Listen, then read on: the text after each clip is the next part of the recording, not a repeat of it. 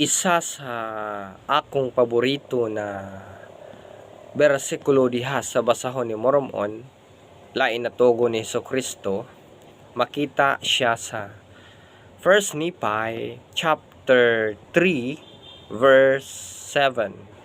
It says, and I quote, I, Nephi, I will go and do which the Lord hath commanded.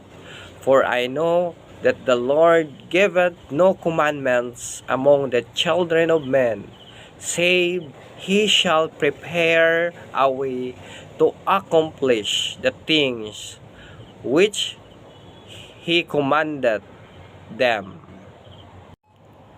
Grabe ka nindot i-emulate ang attitude ni Nephi, brothers and sisters, tungod kay wala siya nabalaka, wala siya nahadlok na tumanon tanan ng mga kasuguan sa atong langitong amahan, kay nasayod siya mismo sa iyang kaugalingon na si Heavenly Father and Jesus Christ nag-andam og mga pamaagi alang gayud para matuman nato kana na mga kasuguan na iyang gisugo sa atoa.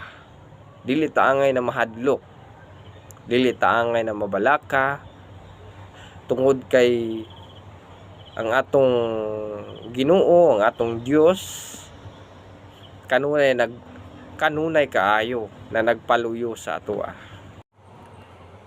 Nasayod ko nga dili gyud lalim nga masunod nato tanan ng mga kasuguan ni Heavenly Father tungod sa mga pagsulay, sa mga tentasyon na moabot o atong masagubangan, atong ma-encounter. Dili siya lalim na sundon tanan, pero dili pud siya imposible, brothers and sisters, tungod kay sa ginaingon ko na giandam niya kanunay ang mga pamaagi alang yud masunod nato kana na mga kasuguan.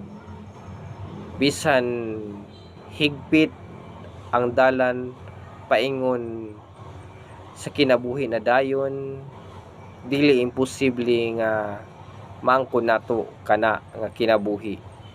Ang kinabuhi, ang eternal life na reward na atong madawat.